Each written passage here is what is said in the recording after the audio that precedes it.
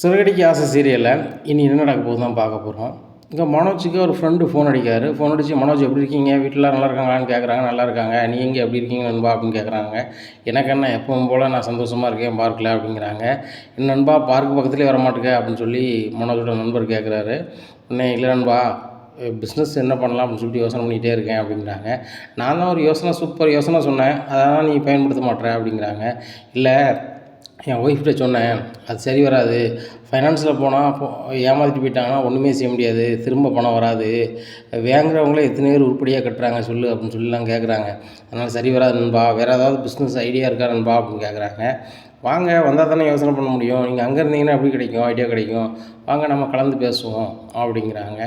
இந்த சூழ்நிலையில் மனோஜ் ஃப்ரெண்டு நினைக்காரு, ஒன்றா நம்பர் சோம்பேறி நீ என்ன தொழில் ஆரம்பிக்க போகிற, உன்னை நம்பியும் மாமனார் பணம் வந்திருக்காரு பாரு அப்படின்னு சொல்லிட்டு சிரிச்சுட்டு அதனால் படுக்கார். இந்த சூழ்நிலையில் அவர் பார்க்குக்கு வராரு. வந்த உடனே என்ன நண்பா வெறுங்கையோடு வந்திருக்கேன் அப்படிங்கிறாங்க. வெறுங்கையோடு எப்படி வருவேன், கொண்டக்கடலை அவிச்ச கொண்டக்கடலை வாங்கிட்டு வந்திருக்கேன், ஒரு 50 ரூபாய்க்கு வாங்கிட்டு வந்திருக்கேன், வேர்க்கடலை ஒரு 100 ரூபாய்க்கு வாங்கிட்டு வந்திருக்கேன் அப்படிங்கிறாங்க. சூப்பர் நண்பா, நம்ம ஏரியாவுக்கு வந்தால் கடலை போட்டால் தான் மதிப்பு, போனாங்க அப்படின்னு சொல்லிட்டு 2-3 பேரை கூப்பிட்றாங்க. அதில் இருக்கிற நண்பர்களை, வாங்க வாங்க வாங்க அவர் கடை பங்கு வாங்கிடுங்க அப்படின்ட்டு கடலையே கொடுக்குறாங்க. எல்லோரும் கடலை சாப்பிட்றாங்க. நண்பா இவ்வளோ சொகுசாக கடலை சாப்பிட்டு எவ்வளோ நாளாச்சு, ஏன் வரமாட்டேறாங்க அப்படிங்கிறாங்க.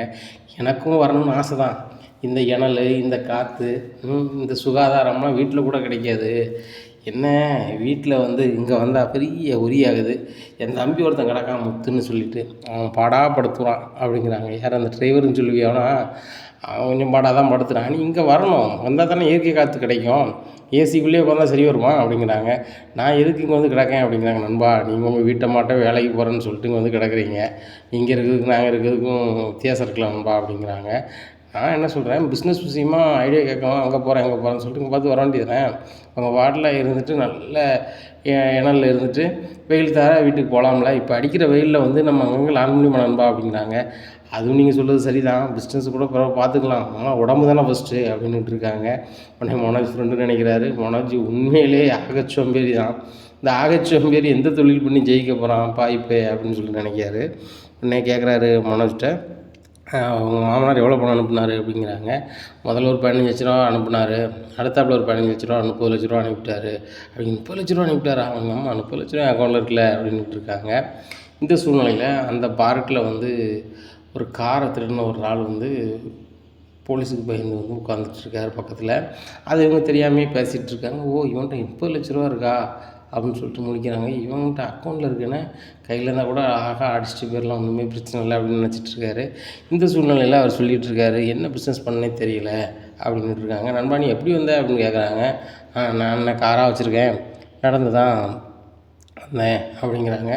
என்ன நண்பா அக்கௌண்ட்டில் 30 லட்ச ரூபா வச்சுருக்க, அதுபோக ஒரு பார்லர் அம்மாவுடைய ஹஸ்பண்ட் நீ, மலேசியாவில் உங்கள் மாமனார் பெரிய பிஸ்னஸ் மேன், நீ சாதாரண ஆளாக நீ வந்துட்டு இப்படி வரையப்பா, உங்கள் அப்பா ரயில்வேயில் பெரிய எம்ப்ளாயி, இப்படி இருக்க குடும்பத்தில் நீ பிறந்துட்டு இப்படி நடந்து வந்தால் அசிங்கமாலாம் இருக்குது, நான் கூட பைக்கில் வரேன் நீ நடந்து வந்தேன்னு சொல்கிறியப்பா அப்படிங்கிறாங்க.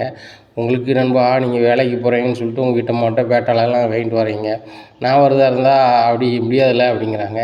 இப்போ தான் முடியுமே, 30 லட்ச ரூபா வச்சுக்கிட்டு இப்போவும் முடியாதுன்னா அப்படிங்கிறாங்க. இல்லை என் வீட்டம்மா கேட்காம எதுவுமே செய்யக்கூடாதுன்னு சொல்லியிருக்கா, அதை என்ன செய்யணும்னு தெரில அப்படிங்கிறாங்க.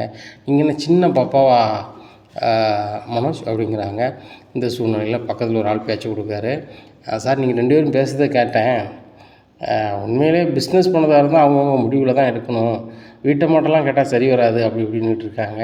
உடனே சூப்பர் ஐடியாவாக சொல்கிறீங்க, உண்மை தான், வீட்டை மாட்டை கேட்டால் குழப்ப தான் செய்கிறாங்க, நம்மளாக ஒரு முடிவு எடுத்தால் தான் நல்லாயிருக்கும் அப்படிங்கிறாங்க. இல்லை சார் சீக்கிரம் பணக்காரன் ஆகணும், அந்த மாதிரி தொழில் பண்ணணும் சார் அப்படிங்கிறாங்க. அப்போ என்ன தொழில் தான் பண்ணலாம் அப்படிங்கிறாங்க. நான் சொல்கிற தொழில் உங்களுக்கு பண்ண முடியுமான்னு தெரில, சரி இருக்கட்டும் நீங்கள் பேசுங்க அப்படிங்கிறாங்க. இல்லை நீங்களும் தான் நண்பராகிட்டீங்களே, என்னங்க கடலை சாப்பிடுங்க அப்படிங்கிறாங்க. கடலை அவங்களும் சேர்ந்து சாப்பிட்றாங்க. சாப்பிட்டு ரொம்ப சொகுசாக இருக்குது, இங்கேயே ரெகுலராக இங்கே வருவீங்களா அப்படின்னு சொல்லி மனோஜ்ட்டு அந்த காரை திருடினவர் கேட்குறாரு. உடனே ஆமாம் நான் முன்னாடி ரெகுலராக வந்துட்டு இருந்தேன், வீட்டுக்கு தெரிஞ்சு போச்சு பெரிய பிரச்சனை ஆயிடுச்சு, நான் வேலைக்கே போகல வைக்கலன்னு சொல்லிட்டு என் தம்பி காட்டி கொடுத்துட்டான். இப்படியா இருக்கும்போது இங்கே வர முடியலை, நண்பர் ஆனால் ரெகுலராக வந்துடுவார், அவரை பார்க்கணுன்னா நான் இங்கே வந்துடுவேன் அப்படிங்கிறாங்க. இதுவும் சூப்பர் வேலை தான் போல், எனக்கு இப்படி ஒரு வேலை கிடச்சா நானும் இருந்துருவேன். என்ன குடும்பம் குட்டியாயிருச்சு, என் பொண்டாட்டி உழைக்கணுங்கிறா, என்னால் உழைக்க முடியலை, அதனால் நானும் ஊட்டி பற்றிக்கிட்டு இருக்கேன் அப்படிங்கிறாங்க. என்ன வேலை பார்க்குறீங்க நண்பா அப்படிங்கிறாங்க. நான் பார்க்குற வேலை பயங்கர ரிஸ்க்கான வேலை, ஆனால் வருமானம் நிறைய கிடைக்கும் அப்படி இப்படின்னுட்டு இருக்காரு. திருடுறத அப்படி மறைமுகமாக சொல்கிறாரு. அப்படியா நண்பா அப்படிங்கிறாங்க. இப்போ கூட ஒரு காரை தான் விற்கிறதுக்கு பார்த்துட்ருக்கேன். நான் ஒரு நண்பர்கிட்ட வாங்கினேன். அந்த கார் வந்து இன்னும் ரிஜிஸ்ட்ரேஷன் என் பேரில் மாற்றலை. ஆனால் கார் வந்து சூப்பர் கார். இப்படி கார்லாம் கிடைக்கவே கிடைக்காது. 10,00,000 இருக்கும் மதிப்பு காரு. இப்போ எனக்கு அர்ஜென்ட்டாக தேவைப்படுது. எனக்கு ஒரு 4,00,000 தேவைப்படுது. அதனால் விற்கலான்னு பார்க்குறேன் அப்படிங்கிறாங்க. உடனே பக்கத்தில் இருக்க நண்பர் சொல்கிறாரு, ஏய் மனோஜ், உன்கிட்ட தான் பணம் இருக்கே, அவன் 10,00,000 காரை 4,00,000 விற்கணுங்க, எவ்வளோ சூப்பர் மேட்ரு தெரியுமா? சரி இங்கே வா அப்படின்னு சொல்லிட்டு தனியாக கூப்பிட்டு பேசுகிறாங்க. மனோஜ், இந்த மாதிரி விட்டுறாத சரியா? என்கிட்ட இப்போ காசு இல்லை, இல்லைன்னா உடனே வாங்கிடுவேன். 10,00,000 காரை 4,00,000 எவன் தருவான் சொல்லு அப்படின்ட்டு இருக்காங்க.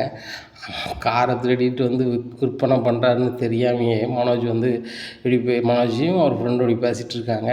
அவர் திருட நினைக்கிறார், ஆகா நம்ம அந்த காரை தூக்கிட்டு வந்தோம், போலீஸில் விரட்டிட்டு வந்தாங்க, நம்ம மறைமுகமாக ஒழிச்சு போட்டிருக்கோம். இந்த சூழ்நிலையில் இவங்கள்ட்ட கையடிச்சு விட்டோம்னா நம்ம பாட்டில் பணத்தை வாங்கிட்டு போயிட்டுருக்கலாம். மாட்டினாலும் வாங்கினவன் தான் மாட்டுவான், நம்மளுக்கு ஒன்றும் பிரச்சனை கிடையாது அப்படின்னு நினைக்காங்க. உடனே மனோஜ் ரொம்ப யோசிக்கார். இல்லை என் வீட்டை மாட்ட ஒரு வார்த்தை சொல்லிட்டு கேட்கலாமா அப்படிங்கிறாங்க. மனோஜ் அதுக்குள்ளே இவர் வந்து நான் விற்கலை அப்படின்னு சொல்லி முடிவை மாற்றிட்டாருன்னு வச்சுக்கோ, உனக்கு 6,00,000 நட்டம் அப்படிங்கிறாங்க. என்னன்பா சொல்கிறேன் அப்படிங்கிறாங்க. ஆமாம், 10,00,000 காரை அவன் 4,00,000 தராங்க அப்படிங்கிறாங்க. உண்மையிலே அந்த காரு 2,00,000 மதிப்புக்குள்ளே தான் உள்ள காரு, அதை திருடிட்டு வந்திருக்காரு அப்படிங்கிறது தெரியாமே இவங்க பயங்கர பிளான் போடுறாங்க.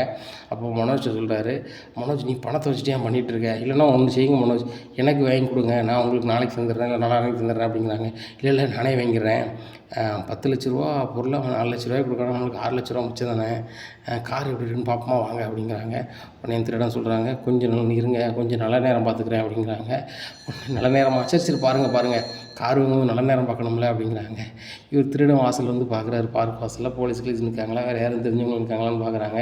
சரி போலீஸ் கிளீஸ் யாரும் இல்லை. சரி வாங்க, நல்ல நேரம் வந்துச்சு வாங்க அப்படிங்கிறாங்க. நல்ல நேரம் வந்துச்சா அப்படிங்கிறாரு மனோஜ். ஆமாம் அப்படிங்கிறாங்க. அவரும் அவர் ஃப்ரெண்டும் பார்க்குறாங்க காரில். உடனே காரில் பார்த்தோன்னே ஏசிலாம் இருக்கா அப்படிங்கிறாங்க. சூப்பராக ஒர்க் ஆகும் பாருங்கள் அப்படின்னு சொல்லிட்டு காரை ஏசியை போடுறாங்க. ஏசியை போட்டோன்னே செமையாக இருக்குல்ல அப்படிங்கிறாங்க. ஆமாம், எப்போ இதை பண்ணிக்கலாம் ஒத்துக்கலாம் அப்படிங்கிறாங்க. உடனே இல்லை நாளை கழிச்சு நான் சொல்லட்டுமா அப்படிங்கிறாங்க. இல்லை நாளை கழிச்சுட்டா நான் கொடுக்கல, கிளம்புறேன் அப்படிங்கிறாங்க. மனோஜ், இப்போ தானே நீ வாங்குறேன்னு சொன்னேன், இப்போ என்ன மாற்றி பேசிகிட்டு இருக்க? தலைவரை, கார் வச்சுருக்க தலைவரை, நீங்கள் தப்பாக நினைக்காதீங்க, நம்ம நண்பர் கொஞ்சம் லூஸ் ஸ்டாக் விடுவார், ஒன்றும் பிரச்சனை கிடையாது, வாங்கிக்கலாம், அக்ரிமெண்ட் எதுவும் போடலாமா வைக்கலாமா அப்படின்ட்டு இருக்காங்க. ஒன்றுமே இல்லை, நானே இன்னொரு ஆள்கிட்ட தானே வாங்கியிருக்கேன், என் பேரில் கார் இல்லை சரிங்களா, ரிஜிஸ்ட்ரேஷன் பண்ணதுக்கு என்னைக்குன்னு சொல்லுங்கள், நான் அவரை வர சொல்லிடுறேன், நானே வந்து முடிச்சு தந்துடுறேன் சரிங்களா. என்கிட்ட ஒரு அக்ரிமெண்ட் போட்டு அது யூஸ் ஆகாது, உங்களுக்கு புரியுங்களா எப்படி இல்லையா அப்படிங்கிறாங்க.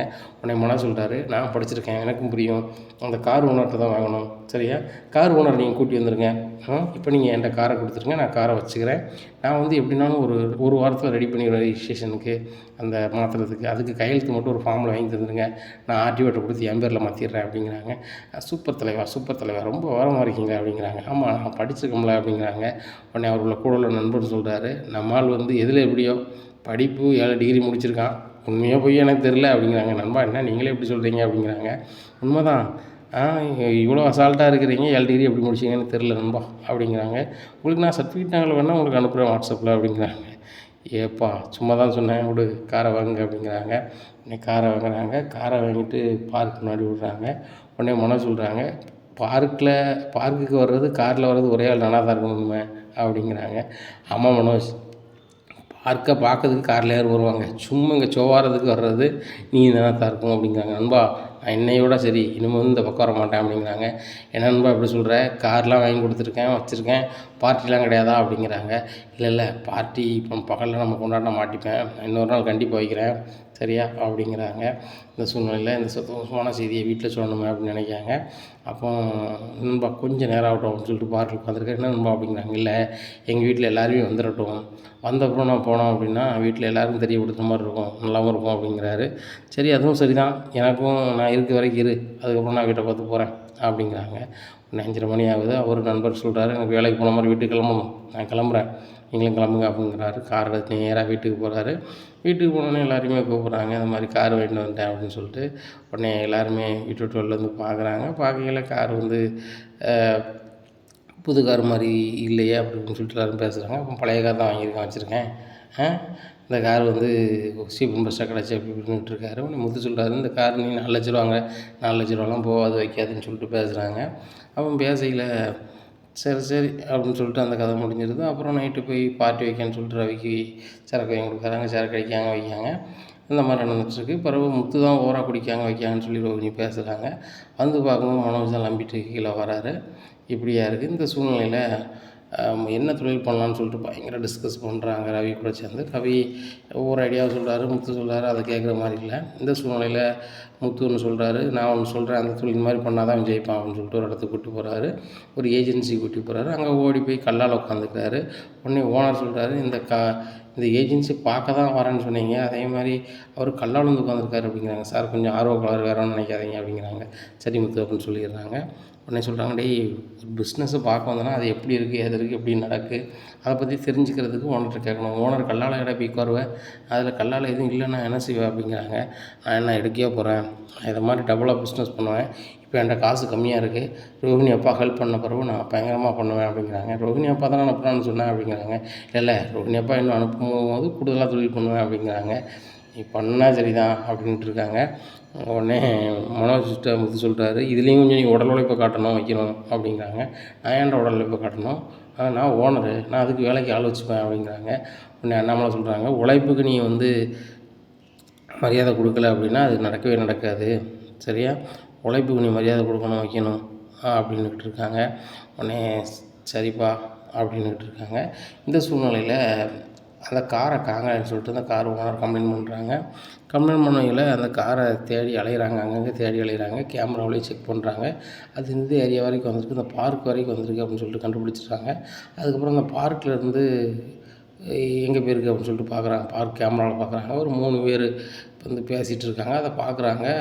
அப்போ இது யார் அப்படின்னு விசாரிக்கிறாங்க. அந்த பார்க்கு ரெகுலராக வருவார், இந்த மொட்டை போட்டிருக்கவர், அவர் நண்பர் கண்ணாடி போட்டு போகிற அவர் பேர் மனோஜ், அவரும் வருவார். இப்போ இடையில வர்றதில்ல, இன்றைக்கி தான் வந்தார். வந்தோடனே அந்த கார் கொண்டு வந்துட்டு பேசிகிட்டு இருந்தாங்க. டபார்னு அந்த காரில் அந்த கண்ணாடி போட்டவர் ஏறி போனார், வச்சாருன்னு சொல்லிடுறாங்க. உடனே அவர் வீட்டு அட்ரஸ் எங்கே அப்படிங்கிறாங்க. எங்களுக்கு தெரியல அப்படிங்கிறாங்க. இந்த சூழ்நிலையில் போலீஸ் வந்து சரி ரைட்டு அந்த மொட்டை வரும்போது நம்ம தூக்கிட்டா எல்லா கதையும் வந்துடும் நினைக்காங்க. மொட்டை தான் ரெகுலராக வரான்னு சொல்கிறாங்களே அப்படின்னு நினைக்காங்க. நேராக அந்த பார்க்கில் வெயிட் பண்ணிகிட்டு இருக்காங்க அந்த மொட்டைக்காக. மொட்டை வழக்கம் போல் வேலைக்கு போய்ட்டு வரேன்னு சொல்லிட்டு சீனை போட்டு நேராக பார்க்குள்ளே வராரு.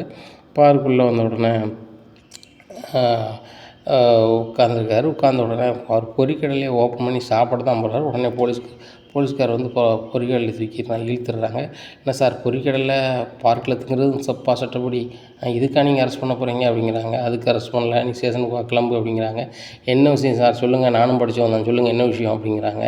இல்லை திருட்டுக்காரை வந்து நீங்கள் வந்து வச்சுருந்தா உங்களை அரெஸ்ட் பண்ண தான் செய்வேன் சார். திருட்டுக்காரா, எனக்கு அதுக்கு என்ன சார் சம்மந்தம், திருட்டுக்காரன்னு எனக்கு அதை பற்றிலாம் ஒன்றும் தெரியாது சார் அப்படிங்கிறாங்க. டேய் நேற்று வந்து ஒருத்தவங்கள்ட்ட கார் வாங்கியிருக்கீங்க, அது திருட்டுக்கார் தான் அப்படிங்கிறாங்க. சார் எனக்கு அதெல்லாம் தெரியாது, இங்கே தான் பேசினாங்க, நண்பர் தான் வாங்கியிருக்காங்க அப்படிங்கிறாங்க. நண்பர்னா யார், அவனை வர சொல்லு அப்படிங்கிறாங்க. மனோஜுக்கு கால் பண்ணுறாரு. ரோகிணி இருக்கிறனால ஃபோனே எடுக்க மாட்டுறாங்க. சார் இவன் ஒரு தில்லாலங்கடி ஆள் சார், என் ஃப்ரெண்டு தான், ஆனால் எடுக்க மாட்டான், வீடு எங்கே இருக்குன்னு தெரியும், வீட்டு வேணால் நான் காமிக்கிறேன் சார் அப்படிங்கிறாங்க. போலீஸோட ஒரு நண்பர் போகிறாரு. நண்பர் வரதை பார்த்தோன்னே மனோஜ் என்ன நண்பா என்ன வீட்டுக்கு வந்திருக்க, வாங்க வாங்க உட்காருங்க அப்படிங்கிறாங்க. நான் மட்டும் வரல, உன்னை பார்க்க போலீஸ் வந்திருக்காங்க அப்படிங்கிறாங்க. என்ன நண்பா சொல்கிறீங்க அப்படிங்கிறாங்க. இல்லை நீங்கள் வாங்கின கார் திருட்டுக்காரன் அப்படிங்கிறாங்க. உடனே முத்து சிரிக்க ஆரம்பிச்சிடுறாரு. டேய் அதான் நான் சொன்னேன், காரை பற்றி எனக்கு ஃபுல் அண்ட் ஃபுல்லாக தெரியும், எப்படி வாங்கணும் எது வாங்கணும்னு கேட்டால் சொன்னால் நீ வந்து எனக்கு தெரியாதா, நான் படிச்சிருக்கேன் எனக்கு தெரியும் அப்படி இப்படின்னு. அப்போ வேறு கேட்டாங்க உனக்கு இப்போ எதுக்குடா காரு அப்படின்னு சொல்லிட்டு, பிஸ்னஸ் பண்ணதுக்கு எனக்கு காரு வேணும் அது வேணும் இது வேணும்னு, இப்போ அனுபவிப்பா அப்படிங்கிறாங்க. உடனே விஜயா சொல்லுவாங்க, ஏய் நீ இந்த நேரத்துக்கு சும்மாடுறா சார், என் பையனும் அப்படி பையன் கிடையாது சார், திருட்டுக்கார வாங்குற அளவுக்கு ஆள் இல்லை அப்படி இப்படின்னுட்டு இருக்காங்க. ஏம்மா அந்த காரை காங்கலான்னு சொல்லிட்டு அந்த காரோட ஓனர் கம்ப்ளைண்ட் பண்ணியிருக்காங்க, அது எஃப்ஐஆர் ஆகிருக்கு. அது சம்மந்தமாக விசாரிக்கிறதுக்கு வந்தவங்க பையன் வந்து காரை வாங்கியிருக்காங்க தகவல் வருது. திருட்டுக்காரை வாங்குறது சட்டப்படி குற்றம், சரியா? இது சம்மந்தமாக விசாரிக்கணும், உங்கள் பையனை வந்து ஸ்டேஷனுக்கு வர சொல்லுங்கள் அப்படிங்கிறாங்க. சார் அப்படி என் பையன் எந்த தப்புமே பண்ண மாட்டான் சார் அப்படி இப்படின்ட்டு இருக்காங்க. நம்ம அதெல்லாம் தெரியாது, ஆதாரப்பூர்வமாக நிரூபிச்சாச்சு, வாங்கினதுக்கு இவர் சாதிச்சிருக்காரு, கொடுத்தவனும் ஒத்துக்கிட்டான், சரிங்களா? இந்த பார்க்கில் தான் ஒரு ஆள்கிட்ட கொடுத்தேன், அவங்க யாருன்னு எனக்கு தெரியாது, நான் வந்து டபார்னு பணம் கிடைக்கணுன்னா இது பண்ணிட்டேன் வச்சுட்டேங்கிறான். அதனால் வந்து காரை வந்து கொண்டு போகிறேன், மனோஜையும் கூட்டி போகிறேன் அப்படிங்கிறாங்க. உடனே மனோஜ், நீ 1,00,000 கட்டி லோனுக்கு தானே வாங்கணும்னு சொன்னேன் அப்படிங்கிறாங்க. ஆமாடா, இப்படி சொன்னால் தான் வீட்டில் நீங்கள் ஒன்றும் சொல்ல மாட்டீங்க, ரோஹினி ஒன்றும் சொல்ல மாட்டான்னு நினச்சி தான் அப்படி சொன்னேன். நான் உண்மையிலே பார்க்கில் ஒருத்தன் வந்தார், என் ஃப்ரெண்டு இவர் சொன்னார் தான் வாங்கினேன் அப்படிங்கிறாங்க. நான் சொன்னோன்னு வாங்கினியா? நீ ஆசைப்பட்டு வாங்கினேன். 10,00,000 காரை வந்து 4,00,000 தரணும்னா 6,00,000 நமக்கு கிடைக்கான்னு வாயை பொழந்துட்டு வாங்கினேன். எனக்கு அதுக்கு என்ன சம்மந்தம் அப்படிங்கிறாங்க. உடனே அவர்கிட்ட சொல்கிறாரு, இதுக்கு வாஸ்தவம், ஏதாவது கிடைக்குன்னா வாயை பொழப்பான், இது வாஸ்தவம் தான், நீ தான் செஞ்சுருப்ப அப்படிங்கிறாங்க. டேய், என்னடா உங்கள் அண்ணனுக்கு எதிராக பேசுகிற அப்படிங்கிறாங்க. இவன் அண்ணன் மாதிரி நடந்துக்கிறான், ஒரு திருட்டுக்காரியாக வாங்குவான், ஏன் விசாரிக்க மாட்டானா, இல்லைன்னா விவரம் தெரிஞ்சு 4 பேர்கிட்ட கேட்க மாட்டானா அப்படிங்கிறாங்க. டேய், அவனே படித்தவன், அவனுக்கு தெரியாதாடா அப்படிங்கிறாங்க. ஆமாம், அவனுக்கு தெரிஞ்சு தான் அப்படி வாங்கியிருக்கான், நீங்கள் அவனுக்கு சப்போர்ட் பண்ணிக்கிட்டே இருங்க அப்படிங்கிறாங்க. உடனே போலீஸ் சொல்கிறாங்க, நீங்கள் பேசிக்கிட்டே இருக்கிறத நான் கேட்கறதுக்காக வரல, எல்லோரும் ஸ்டேஷனுக்கு வாங்க அப்படிங்கிறாங்க. உடனே முத்து சொல்கிறாங்க, சார் எல்லோரும் எதுக்கு ஸ்டேஷனுக்கு வரணும், அந்த காரை வாங்கினது இந்த கண்ணாடி சோடாபுட்டி அவனை கூப்பிட்டு போங்க, ஏதோ ஒரு வேலையை கூப்பிட்டு போங்க அப்படிங்கிறாங்க. உடனே மனோஜ், வண்டியில் இருங்க அப்படிங்கிறாங்க. உடனே அண்ணாமலை சொல்கிறாங்க, சார் எதுனாலும் சட்டப்படி செய்யுங்க சார் அப்படிங்கிறாங்க. சட்டப்படி தான் செய்ய போகிறோம், திருட்டுக்காரை வாங்கினது தவறு சரிங்களா, அதை நான் ரிமாண்ட் பண்ண போகிறேன் அப்படிங்கிறாங்க. இந்த சூழ்நிலையில் சரி சார், நான் வக்கீலோட வந்து பேசிக்கிறோம் அப்படின்னு சொல்லிட்டு போகிறாங்க. அண்ணாமலை ரொம்பவே சோகமாக இருக்காங்க. அண்ணாமலை சோகமாக இருக்க பற்றி என்னப்பா நீங்கள் ஒரு மாதிரி இருக்கீங்க அப்படிங்கிறாங்க. இல்லைடா, அந்த மனோஜ் வந்து இப்போலாம் முட்டாள்தனமாக இருக்கானப்பா, என் மாமனார் அனுப்பின பணத்தை பிஸ்னஸ் பண்ண வைக்கிறேன்னு சொல்லிட்டு அலைஞ்சாலும் சரி ஏதோ தொழில் பண்ணது கலைகிறான்னு பார்த்தா இப்படி ஒரு திருட்டுக்காரை வாங்கி இப்படி ஆகிட்டானே அப்படி இப்படின்னுட்டு இருக்காங்க. அதான்ப்பா, ஆசைப்பட்ட அப்படி தான் நடக்கும்.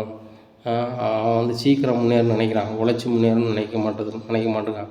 பாருங்கள், 10,00,000 காரு 6,00,000 கிடைக்கணுன்னு உடனே அதை முடிக்கிறான். இந்த கார் அது பெருமா, நாளைக்கு வந்து எவ்வளோ சிக்கல்லாம் வருது அப்படிங்கிறத யோசிக்கவே இல்லை அவன் அப்படிங்கிறாங்க. உடனே விஜயா சொல்கிறாங்க, டேய் முத்து, எப்படியாவது அண்ணனை காப்பாற்றுடா அப்படிங்கிறாங்க. உடனே அண்ணாமலை சொல்கிறாங்க, இந்த மாதிரி ஒரு சூழ்நிலை வரும்போது மனோஜ் வந்து முத்துக்கு அண்ணனாயிடுவான், மற்ற நேரங்களில் வந்து மனோஜ் வந்து எனக்கு வேண்டாம் 3வது மனுஷன் ஆயிடும், அப்படி தானே விஜயா அப்படிங்கிறாங்க. ஏங்க இப்போ இப்படி நீங்களே இப்படி பேசினா எப்படி, இங்கே ஒரு வக்கீலை கூட்டி போய் மனோஜ் எப்படியாவது வீட்டுக்கு கூப்பிட்டு வாங்க அப்படிங்கிறாங்க. உடனே ரோஹினி சொல்கிறாங்க, அங்கிள் எவ்வளோ செலவானாலும் பரவாயில்ல, அவரை எப்படியாவது வெளியெடுத்துடணும் வச்சிடணும் அப்படிங்கிறாங்க. ஏம்மா, இது பெரிய தவறு, இதை செஞ்சுருக்கக்கூடாது, முதல்ல வந்து பெட்டிஷன் கொடுத்தவங்கள்ட்ட பேசுவோம் வைப்போம் அப்படிங்கிறாங்க. இந்த சூழ்நிலையில் சரி மாமா, நம்ம ஸ்டேஷனுக்கு போவோம் அப்படின்னு சொல்லிட்டு எல்லாருமே ஸ்டேஷனுக்கு போகிறாங்க. உடனே வாசலில் உட்காந்து விஜயா, ரோகிணி எல்லோரும் அழுதுட்டுருக்காங்க. அப்போ முத்து சொல்கிறாங்க, லேடிஸ்லாம் நீங்கள் வீட்டுக்கு போங்க, எப்படின்னாலும் அவனை சோடாப்பட்டியை கூப்பிட்டு வந்துடுவோம், நீங்கள் வீட்டுக்கு போங்க அப்படிங்கிறாங்க. இல்லை நான் என் புருஷனை வந்து நான் கூப்பிட்டு தான் போவேன், மனோஜ் இல்லாமல் வீட்டுக்கு போக மாட்டேன் அப்படிங்கிறாங்க. ஏம்மா, முதல்ல வந்து பெட்டிஷன் கொடுத்தவர் யார், என்ன வரோம் விசாரிப்போம் சரியா, அதுபோக இவனுக்கு என்ன தன்மைங்கிறத சொல்லி புரிய வைப்போம். நான் அட்வொகேட் வந்துட்டார் அப்படின்னு சொல்லிட்டு வக்கீல் கூப்பிட்டு, சார் இந்த மாதிரி கதை சார்னு சொல்கிறாங்க. சரி வாரம் பேசுவோம்னு சொல்லி ஸ்டேஷனில் போய் பேசுகிறாங்க. பேசும்போது இன்ஸ்பெக்டர் சொல்கிறாங்க, இந்த மாதிரி அந்த திருடன் பையன் சொல்லிட்டான், இவர்கிட்ட தான் காரை கொடுத்துட்டோன்னு சொல்லிட்டு, இந்த விஷயமும் பெரிய அளவில் போயிடுச்சு. இப்படி இருக்கும்போது வந்து காரை வாங்கினவருக்கு நாங்கள் அரெஸ்ட் பண்ணணும், இதுதான் சட்டம். அதனால் வந்து நீங்கள் வந்து எதனாலும் கோர்ட்டில் பார்த்துக்கோங்க, இவருக்கு ஜாமீனுக்கு மூவ் பண்ணால் நீங்கள் கோர்ட்டில் மூவ் பண்ணுங்கள், கோர்ட்டில் ஆர்டர் அனுப்புற விடுறோம் அப்படிங்கிறாங்க. உள்ளே மனோஜ் கதறாரு, அம்மா எப்படியாவது இன்னும் வெளியே கொண்டு போயிருங்கம்மா, எப்பா நீ எப்படியாவது எடுத்துருங்க முத்து ப்ளீஸ்டா, நீ நினச்சா எப்படியாவது பண்ண முடியும்டா, வைக்க முடியும்டா அப்படின்ட்டு இருக்காங்க. நான் என்னடா பண்ண முடியும், நான் வைக்கலடா, இல்லைடா நான் கோட்டாடா, நான் வந்து சாதாரண ஒரு டிரைவர் தான்டா அப்படிங்கிறாங்க. இல்லைடா முத்து, உனக்கு நிறைய பேர் தெரியும், நீ சொன்னால் எப்படியாவது பண்ண முடியும்டா அப்படி இப்படின்ட்டு இருக்காங்க. உடனே ஒன்றையும் பார்க்கவும் பாவமாக தான் இருக்குது, ஆனால் காமெடியாகவும் இருக்குது. சார் இவன் அந்தளவுக்கு ஒர்த்து கிடையாது சார், இவன் ஒரு காமெடி பீஸ் சார் அப்படிங்கிறாங்க. உடனே மனோஜ் ஒரு மாதிரி முடிக்காரு, உண்மையில் பாருங்கள் சார், மூஞ்சி பாருங்கள், இவங்களாம் திருட்டுக்கார வாங்க தகுதி உள்ளவாளா இல்லை திருட்டு போயிடலாம் பாருங்கள். ஆனால் திருட்டு மொழி முடிப்பான், வீட்டில் ஏதாவது பொருள் இருந்தால் எடுத்துகிட்டு ஓடிடுவான், அடுத்தவங்கள்ட்ட எடுக்கிறதுக்கெலாம் அந்தளவுக்கு ஒர்த்து கிடையாது சார், பில்டிங் ஸ்ட்ராங்கு, பேஸ் மட்டும் அவனுக்கு ரொம்ப வீக்கு சார் அப்படிங்கிறாங்க. இதை கேட்ட விஜய், டே இந்த இடத்துல நீ அவனை கண்ட்ரோல் தான் பண்ணிகிட்டு இருப்பியோ அப்படிங்கிறாங்க. உண்மையை தான்மா சொல்கிறேன், அவன் அந்தளவுக்கு ஒர்த்து இல்லை அப்படிங்க தான் சொல்கிறேன் அப்படிங்கிறாங்க. இல்லை தம்பி, ஒரு ஆளை வந்து பார்க்குறது இவ்வளோ நேரம் தான் உங்களுக்கு கொடுக்க முடியும், கிளம்புங்க, நீங்கள் எதனாலும் சட்டப்படி பாருங்கள் அப்படிங்கிறாங்க. உடனே முத்துக்கு என்ன சின்ன தெரில. உடனே ரோகிணியும் விஜயாவும் ரொம்பவே அழுகிறாங்க. இதை பார்க்குறாங்க. விஜயா அழுதோடனே முத்தால் தாங்கவே முடியல. என்னத்தான் இருந்தாலும் இப்போ தாய் அழும்போது ஒரு பிள்ளையால் பார்த்துட்டு பொறுத்துட்டு இருக்க முடியாதுங்கிற மாதிரி முத்துக்கு ரொம்ப மனசு கஷ்டமாக இருக்குது. உடனே முத்துவுமே அழுகிறாங்க. ஏங்க அழுகிறீங்க அப்படின்னு சொல்லி நான் கேட்குறாங்க. இல்லை, எங்கள் அம்மாவுக்கு வந்து என்னையை பிடிக்காமல் இருக்கலாம், எங்கள் அம்மாவை எனக்கு ரொம்ப பிடிக்கும், அவங்க அழுகிறாங்க, ரொம்ப கஷ்டமாக இருக்குது அப்படிங்கிறாங்க. இந்த சூழ்நிலையில் அண்ணாமலை சொல்கிறாங்க, ஒரு தவறு நடந்துட்டு அதை திருத்த தான் பார்க்கணும், சிந்தனை இல்லாமல் இந்த காரை வாங்கிட்டான், சரி விஜயா நம்ம கோர்ட்டில் போய் அவனை ஜாமீன் எடுத்துக்கிடுவோம் அப்படிங்கிறாங்க.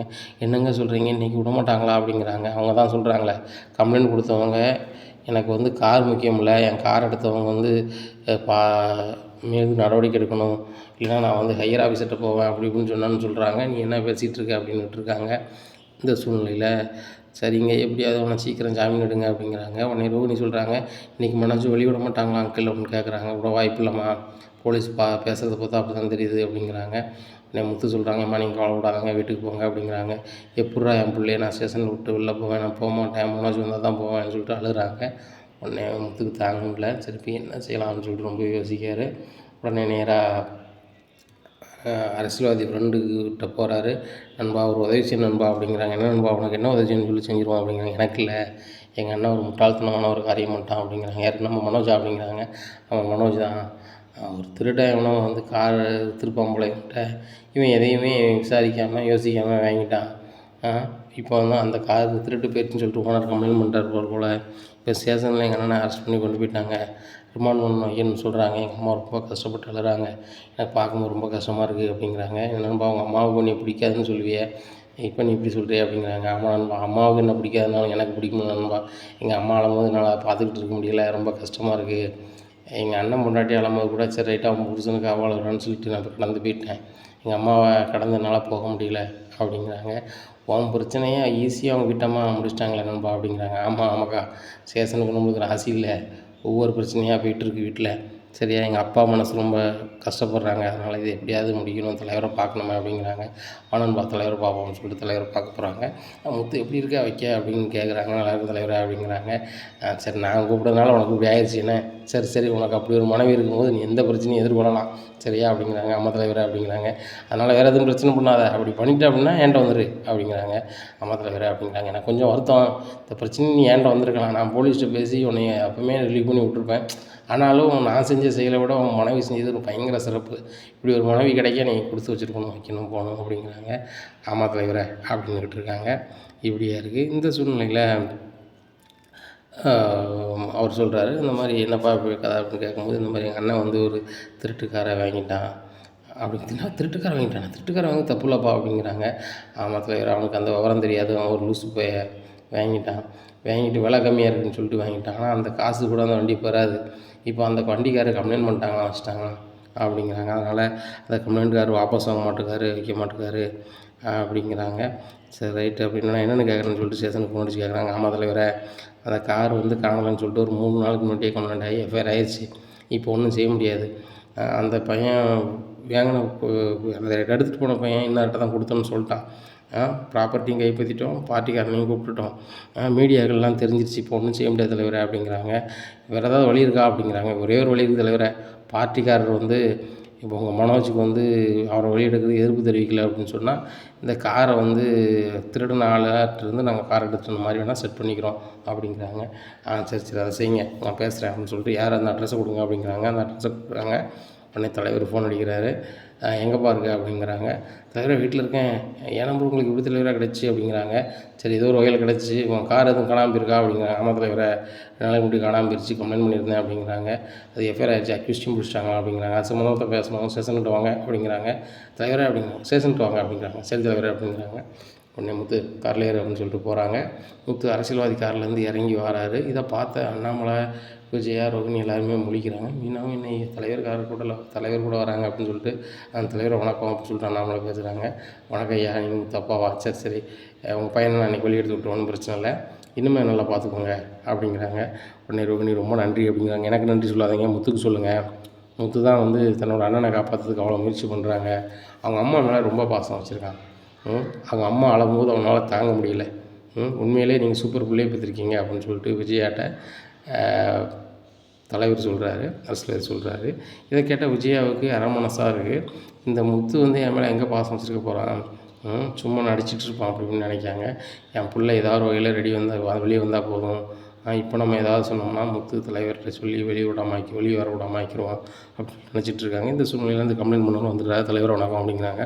வணக்கம் நல்லா இருக்கீங்களா, காரு காணாமல் போயிருக்கு, ஏன்ட்ட நீங்கள் சொன்னானே அப்படிங்கிறாங்க. தலைவரை, இந்த சின்ன விஷயத்தை கொண்டு போய் சொன்னால் நல்லா இருக்காது, என் பழைய கார் ஒன்று கிடந்துச்சு, எப்படினாலும் நம்ம கார் காணலன்னு கம்ப்ளைண்ட் பண்ணி தானே ஆகும் தலைவரை. உங்களுக்கு பணம் பெரிய விஷயம் இல்லை, காரும் பெரிய விஷயம் இல்லை, ஆனால் இன்றைக்கி இந்த காரை எடுத்து போனால் நாளைக்கு என் புது காரை எடுத்து போயிடுவான், நாளைக்கு வீட்டில் பாதுகாப்பாக இருக்காதுன்னு சொல்லிட்டு தான் நான் கம்ப்ளைண்ட் பண்ணேன் தலைவரை அப்படிங்கிறாங்க. ஒன்றும் இல்லை, நம்ம தம்பி முத்து என்னோட கூட பிறந்த அண்ணன் பிஸ்னஸ் பண்ணணும்னு சொல்லிட்டு அலைஞ்சிட்டு வந்திருக்காப்புல. இந்த சூழ்நிலையில் அந்த காரை திருடினவன் என் அண்ணன்ட்ட விற்றுருக்காரு. என் அண்ணனுக்கு கொஞ்சம் வெகுளி, அவருக்கு ஒன்றுமே தெரியல, கொஞ்சம் மூளை இல்லாதவர், சரிங்களா, கொஞ்சம் படிச்சிருக்காரு, கொஞ்சம் கூறு இல்லை, அப்படி பையன் வாங்கிட்டார் அப்படிங்கிறாங்க. என்ன தலைவரை சொல்கிறீங்க அப்படிங்கிறாங்க. ஆமாம் தம்பி, எனக்காக நீங்கள் இந்த பெட்டிஷனை க்ளோஸ் பண்ணணும் அப்படிங்கிறாங்க. தலைவரை எஃப்ஐஆர் ஆயிடுச்சுன்னு ஒன்றும் செய்ய முடியாதுல்ல அப்படிங்கிறாங்க. அது எனக்கு தெரியுது. அந்த மனோஜை போலீஸ் கூப்பிட்டு வந்திருக்காங்க. நான் போலீஸ்ட்டு எல்லார்ட்டையுமே பேசிட்டேன். அவங்க சொல்கிறாங்க, திருடனவனையும் காரையும் நாங்கள் சம்மந்தப்பட்டதாக நாங்கள் கணக்கில் சேர்த்துக்கிறோம். இந்த வேங்கினவரை நாங்கள் கணக்கில் சேர்க்கல. நீங்கள் வேணால் அதை கம்ப்ளைண்ட் பண்ணவர் எதிர்ப்பு தெரிவிக்கலன்னு சொன்னால் கூட்டி போயிடுறோம். மீடியாக்கெலாம் தெரிஞ்சிச்சு வச்சிருச்சுன்னு சொல்கிறாங்க. உனக்கு ஏதாவது எதிர்ப்பு இருக்கா அப்படிங்கிறாங்க. தலைவரை, உங்களை மீறி நான் ஏதாவது செய்ய முடியுமா? நீங்கள் என்ன சொல்கிறீங்க, நான் செய்கிறேன் தலைவரை அப்படிங்கிறாங்க. ரொம்ப நன்றி, உங்களுக்கு என்ன அதுக்கு செலவு நீங்கள் பண்ணியிருக்கீங்களோ நான் தந்துடுறேன் அப்படிங்கிறாங்க. தலைவரை, ஒரு செலவு பண்ணல, நீங்கள் சொன்னதே போதும் அப்படிங்கிறாங்க. அப்படியா, சரி ரைட்டு, நான் இன்ஸ்பெக்டர் பார்க்குறேன் வாங்க அப்படின்னு சொல்லிட்டு நேராக விளையாட்டுக்கு உள்ளே போகிறாங்க. தலைவர் வணக்கம் அப்படிங்கிறாங்க. உடனே முத்துசீலோட வக்கீல் நிற்கிறாரு. சாருங்க பாருங்கள், இந்த மாதிரி இவர் தான் பெட்டிஷன் கொடுத்துருந்தாரு, எஃப்ஐஆர் ஆகிருக்கு, காரை காணலை, காரை திருடினவங்க நடவடிக்கை எடுங்கன்னு சொல்லிட்டு. திருடனவனை பிடிச்சிட்டிங்க, காரையும் பிடிச்சிட்டிங்க, வேங்கணுன்னு நீங்கள் வச்சிட்ருக்கீங்க, வெளியே விடுங்க அப்படிங்கிறாங்க. ஆமாம் சார், நீங்கள் பேசினதா கமிஷனர் பேசினார், அதுபோக அவர் எதிர்ப்பு தெரிவிக்கணும், நாங்கள் விட்டுறோம் சார் அப்படிங்கிறாங்க. உடனே அந்த கார் ஓனர் சொல்கிறாரு, நான் இவரை எதிர்ப்பு தெரிவிக்கல, இவர் யாருன்னே தெரியாது, நான் திருநனை விடாதீங்க அப்படிங்கிறாங்க. அவனை விட மாட்டோம் அப்படிங்கிறாங்க. உடனே சரி, இவரை கூப்பிட்டு போகிறோம், உடம்புல எந்த அடியும் படலைன்னு சொல்லிட்டு நீங்கள் எழுதி கொடுங்க அப்படிங்கிறாங்க. உடனே எழுதி கொடுக்குறாங்க. எழுதி கொடுத்து மனோஜ் வெளில கூப்பிட்டு போகிறாங்க. உடனே தலைவரை, ரொம்ப நன்றி அப்படிங்கிறாங்க. எனக்கு நன்றியே சொல்லாதப்பா, முத்து வரலன்னா நான் வந்திருக்க போகிறதில்ல, அந்த கார் ஓனர்கிட்ட நான் பேசியிருக்க போகிறதில்ல, அவன் கூட பிறந்த தம்பி உன் மேலே ரொம்ப பாசம் வச்சுருக்காரு, சரியா, அந்த குடும்பத்து மேலே அதிக பாசம் வச்சுருக்காரு அப்படின்ட்டு இருக்காங்க. உடனே அண்ணாமலை சொல்கிறாங்க, எனக்கு அது தெரியும் தலைவரை, என் வீட்டம்மாவுக்கு தான் அது புரியாது அப்படிங்கிறாங்க. உண்மையில் புரியலைன்னா புரிஞ்சுக்கோங்க, உண்மையிலே அவர் ரொம்ப நல்ல பையன், அவர் மனைவியும் நல்ல பொண்ணு, சரியா, இப்போ ஏற்பட்டவங்களுக்கு நம்ம அவங்களோட இருக்கோம் இந்த காலகட்டத்தில் அப்படின்னா அதுவே ஒரு மிகப்பெரிய பெருமை தான். அது ஒன்று நினச்சி எனக்கு ரொம்ப சந்தோஷமாக இருக்குது. உனக்கு ஒரு உதவி செஞ்ச மாதிரி எனக்கு ஆகிப்போச்சு. அந்த வீடியோவில் நான் ஒன்றுமே செய்யலைன்னு சொல்லிட்டு எனக்கு ஒரு குறை இருந்துச்சு, அந்த குறையை நீ நீக்கிட்ட, ரொம்ப நன்றிப்பா அப்படிங்கிறாங்க. இல்லை தலைவர், எப்படி சொல்கிறீங்க, நீங்கள் உங்களுக்கு தான் நான் நன்றி சொல்லணும் அப்படிங்கிறாங்க. இல்லை நன்றி நான் தான் சொல்லணும், உன் நண்பர் என்கிட்ட அறிமுகப்படுத்தி விட்டார், இன்றைக்கி ஒரு கூட பிறந்த உடன்பிறப்பு மாதிரி இருக்க, ஒரு நல்ல பையனாக இருக்க, இப்படி ஒரு பையனை நான் என்றைக்கு பார்க்க முடியும்னு சொல்லி ரொம்ப சந்தோஷம், நான் போய்ட்டு வரேன் அப்படிங்கிறாங்க. உடனே நண்பா நானும் போய்ட்டு வரேன் அப்படின்னு சொல்லிட்டு அவர் போகிறாரு. உடனே நம்மளை சொல்கிறாங்க, அந்த தலைவருக்கு எதுவும் காசு எதுவும் கொடுக்கணுமாப்பா, பெட்ரோல் காசு எதுவும் கொடுக்கணுமா அப்படிங்கிறாங்க. இல்லைப்பா, அவங்க எதுவுமே வேணான்னு சொல்லிட்டாங்க அப்படிங்கிறாங்க. தலைவர் சூப்பராக இருக்கார்ல அப்படின்ட்டு இருக்காங்க. ஆமாப்பா, அவங்க கஷ்டப்பட்டவங்களும் நல்லா செய்வாங்க, உதவின்னு கேட்டு போனால் அவர் சூப்பராக பண்ணுவார், என்ன கோவக்காரர் அப்படிங்கிறாங்க. உண்மை இருக்க இடத்துல கோவம் இருக்கும் சார், உன்ட்ட கோவம் இருக்குன்னா அவன்கிட்ட உண்மை இருக்குது அப்படிங்கிறாங்க. இதை கேட்ட விஜயாவுக்கு பயங்கர கடுப்பாகுது. உடனே மனோஜ் நினைக்கிறார், என் தலைவிதி நீங்கள் பேசுகிறதெல்லாம் கேட்குற மாதிரி இருக்குது அப்படின்னு சொல்லிட்டு அப்படியே விட்டு சோகமாக இருக்கார். உடனே மனோஜ், நான் ரொம்ப கஷ்டப்பட்டேன், உங்களுக்கு எதுவும் ஆயிருமான்னு சொல்லிட்டு அப்படி இப்படிங்கிறாங்க. நீ இதெல்லாம் ஒன்றாகுது, சாதாரண கேஸ் தானே அப்படிங்கிறாங்க. உடனே மனோஜ்கிட்ட முத்து சொல்கிறாரு, சாதாரண கேஸா, சரி நான் அப்போ தலைவர்கிட்ட சொல்லி ஒன்று உள்ள வைக்க சொல்கிறேன், நீ எப்படியா சீக்கிரம் வெளில வந்துரு அப்படிங்கிறாங்க. இவன் என்னங்க எப்படி சொல்கிறான் அப்படிங்கிறாங்க.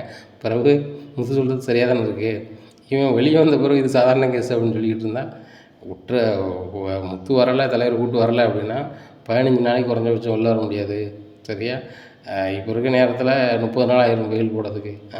இவனுங்க சாதாரண கேஸ் அப்படின்னு சொல்லிக்கிட்டு இருக்கான் அப்படின்ட்டு இருக்காங்க.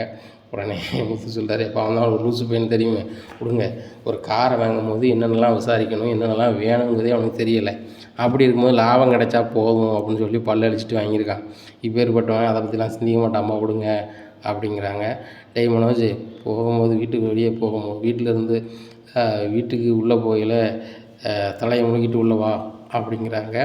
உடனே விஜயா வீட்டுக்கு நிறைய போகிறாங்க. போயிட்டு இந்த மாதிரி ஆர்த்தி எடுக்கணுங்க அப்படிங்கிறாங்க. யாருக்கு அப்படின்னு நம்மளை கேட்குறாங்க.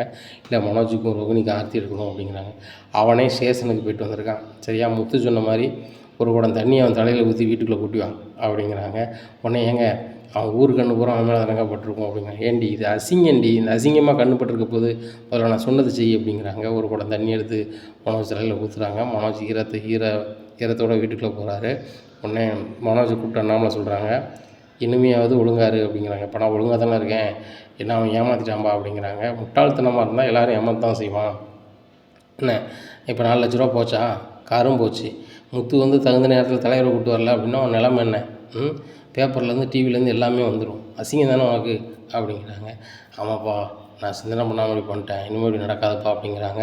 இனிமேல் நடக்காமல் பார்த்துக்கோ சரியா, முத்தாலும் இந்த வீட்டுக்கு அசிங்கமாயிடுச்சு, அப்படி ஆயிடுச்சு இப்படி ஆயிடுச்சுன்னு சொன்னேன், இது அதை விட அசிங்கமாயிருக்கும், அந்த குடும்பத்துக்கு நம்ம தீரா இதாக இருக்கும், பொன்னியும் திருட்டு போய் நாளைக்கு கூடுதல் அளவுக்கு ஆகிருக்கும் அப்படின்னுட்டு இருக்காங்க. இப்படிலாம் பேசிகிட்டு இருக்கையில் இந்த செய்தி வந்து மனோஜ் அரெஸ்ட் பண்ணையிலே பேப்பர் டிவிலலாம் ஃபோட்டோ எடுத்துருக்குறாங்க. அது பேப்பர் செய்தியில் எல்லாத்துலேயுமே வந்துடுது. உடனே முத்து எப்பா பாருங்கள், ஈவினிங் வந்த பேப்பரில் பாருங்கள் அப்படின்னு சொல்லிட்டு பேப்பரை கொடுக்குறாங்க. இதை பார்த்தா நம்மளை ரொம்பவே ஷாக் ஆகிடுறாரு. என்னப்பா இது அப்படிங்கிறாங்க. ஆமாப்பா, இவனை அரெஸ்ட் பண்ணி கூட்டி போகும்போதே ஃபோட்டோ எடுத்துருப்பாங்க போல், அதனால் வந்துருச்சுப்பா அப்படிங்கிறாங்க. சரிப்பா, இதுக்கு என்ன செய்கிறது அப்படிங்கிறாங்க. தெரிலப்பா அப்படிங்கிறாங்க. உடனே இது என்னப்பா உலகம் அசிங்கமாக இருக்குமே அப்படின்னு சொல்லிட்டு நினைக்காங்க. ஒவ்வொருத்தராக ஃபோன் அடித்து கேட்குறாங்க. என்ன அண்ணாமலை, உன் பையன் வந்து ஏதோ காரை திருட்டுக்கார வாங்கினான்னு சொல்லிட்டு கைது பண்ணிட்டாங்களோ அப்படி இப்படின்னு சொல்லி ஏகப்பட்ட பேர் ஃபோன் பண்ணுறாங்க. விஜயாவுக்கும் ஏகப்பட்ட பேர் ஃபோன் அடிக்கிறாங்க. இந்த சூழ்நிலையில் விஜயா ரொம்பவே கடுப்பில் உட்காந்துட்ருக்காங்க. அப்போ முத்து கேட்குறாரு, ஏம்மா நான் வந்து ஒரு காரை குடிச்சிட்டு ஓட்டினேன் வச்சேன்னு சொல்லிட்டு வீட்டுக்கே அசிங்கமாயிட்டுன்னு சொல்லிட்டு நான் வீட்டு விட்டு வெளில போ, மீனா வெளில போயிருன்னு சொன்னீங்க. இப்போ மனோஜால் வந்து இந்த குடும்பத்துக்கே அவமானம் ஆகிட்டோமா, நீங்கள் என்னம்மா செய்ய போகிறீங்க, மனோஜ் வீட்டு விட்டு போயிடுவானாம்மா அப்படின்னு கேட்குறாங்க. உடனே விஜயாவால் மூச்சே காட்ட முடியல. அத்தை வாய் திறந்து சொல்லுங்கள் அத்தை, எதனாலும் ஒன்றுக்கு நாளாக பேசுவீங்களே இப்போ பேசுங்க அத்தை அப்படிங்கிறாங்க. ரோகிணி நீங்கள் கூட பேசுவீங்களே, என் புருஷன் வந்து குடிச்சிட்டு பண்ணதுனால இந்த வீட்டுக்கே அவமானம் அப்படி இப்படின்னு சொல்லிட்டு பேசுவீங்களே, இப்போ ஏதாவது பேசுங்க ரோகிணி அப்படிங்கிறாங்க. ரோகிணியால் ஒரு பேச்சும் பேச முடியல. உடனே அங்கிள் நான் எப்படி பார்லர் போகணுன்னு தெரியல, எங்கள் ஓனரே ஃபோன் அடிச்சிட்டாங்க. என்ன ஓனரா அப்படின்னு சொல்லிட்டு விஜயா கேட்குறாங்க. இல்லை எங்களோட வேலை பார்க்குறவங்க எல்லாருமே கேட்குறாங்க, இந்த மாதிரி உங்கள் வீட்டுக்கார் வந்து திருட்டுக்காரை வாங்கியிருக்காரா, அவரும் திருடன் தானா அப்படி இப்படின்னு கேட்குறாங்க, ரொம்ப கஷ்டமாக இருக்குது அப்படிங்கிறாங்க. மனோஜ் திருட்டு மொழி முழிச்சிட்ருக்காரு. பாருங்கப்பா இப்போ கூட திருட்டு மொழி தான் முழிச்சிட்ருக்கான். டேய் நீ பண்ண காரியத்தால் அங்கே பாருடா, நான் பண்ணதாவது குடிச்சிட்டு வண்டி ஓட்டணும்னு சொல்லிட்டு என்னையோட குடிகாரன்னு போயிடும். இப்போ என்ன சொல்லுவாங்க, திருட்டு குடும்பம்னு சொல்லுவாங்க, அம்மா தான் சொல்லுவாங்க, மீனா வீட்டிலேருந்து அவன் தம்பி வரும்போது திருடேன் அப்படி இப்படின்னு சொல்லுவாங்க, இப்போ நம்ம குடும்பத்தை எப்படி சொல்லுவாங்க அப்படிங்கிறாங்க. உடனே விஜயாவுக்கு ஒன்றுமே விடலை, விஜயா கவுந்துக்கிட்டு இருக்காங்க. உடனே மீனா சிரிக்கிறாங்க. அந்த பூக்காரெலாம் சிரிக்கிற அளவுக்கு இந்த மனோஜ் பண்ணிட்டானா அப்படின்னு சொல்லிட்டு, மனோஜ் உன்னால் போடுற அந்த வீட்டுக்கு அசிங்கமாயிட்டு அப்படி இப்படின்ட்டு இருக்காங்க. உடனே ரோஹிணி சொல்கிறாங்க, அவர் தெரியாமல் தானே ஆண்டி பண்ணிட்டாங்க, தெரிஞ்சால் இதை பண்ண போகிறாங்களா வைக்க போகிறாங்களா, இப்போ என்ன பண்ணலாம் ஆண்டி அப்படிங்கிறாங்க. உடனே அண்ணாமலை சொல்கிறாங்க, இன்னும் என்ன பண்ண முடியும், ஒன்றும் பண்ண முடியாது அப்படிங்கிறாங்க. உடனே விஜயா ரொம்பவே அழுகிறாங்க. இப்படி ஆயிடுச்சுடா மனோஜ், உனக்கு வந்து ஏன்டா இப்படியே சோதனை நடந்துகிட்டே இருக்குது, என் பிள்ளை முன்னேறுவான் சீக்கிரமாக தொழில் பண்ணுவான் அப்படி இப்படின்னு நினச்சி நான் ஆசைப்பட்டேன், என் பையன் இப்போவுமே பேரை கெடுத்துக்கிட்டானே, இந்த குடும்பத்துக்கே கெட்ட பேர் ஆகிட்ட அப்படின்னு சொல்லிட்டு அழுதுகிட்டு இருக்காங்க. இந்த சூழ்நிலையில் சுருதியோட அம்மா ஃபோன் அடிக்காங்க. என்ன சம்மந்தி ரொம்ப சந்தோஷமாக இருக்கீங்களா அப்படிங்கிறாங்க. என்ன சம்மந்தி இப்படி பேசுகிறீங்க அப்படிங்கிறாங்க. இல்லை எனக்கு ரொம்ப பெருமையாக இருக்குது, என் மகளை கட்டி கொடுத்த வீடு வந்து பேரும் புகழமாக இருக்குது, ஒரு சின்ன மருமகன் ஒருத்தன் வந்து குடிச்சிட்டு காரை ஓட்டுறான், இன்னொரு மருமகன் பெரிய மருமகன் அவர் திருட்டு விஷயத்தில் ஈடுபடுறாரு, திருட்டு காரை வாங்குறாரு, பேப்பர் டிவிலாம் வர்றாரு, எனக்கு பெருமையாக இருக்குல்ல சம்மந்தி அப்படிங்கிறாங்க. உடனே ஃபோனை கட் பண்ணிடுறாங்க விஜயா. என்ன அப்படிங்கிறாங்க. ஸ்ருதி அம்மா பேசுகிறாங்க, திருட்டுக்காரெல்லாம் வாங்கிட்டு அலையிறான் திருட்டு பையன் அப்படின்னு சொல்லிட்டு அப்படிங்கிறாங்க. நம்மளுக்கு பயங்கர கோவம் வருது. உடனே நேராக வராரு மனோஜ்கிட்ட. டேய் உனக்கெல்லாம் எவ்வளோ இது அழுத்தண்டா அப்படிங்கிறாங்க. நான்ப்பா எனக்கு தெரிஞ்சாப்பா அவனை என்ன மன்னிச்சிருங்கப்பா அப்படிங்கிறாங்க.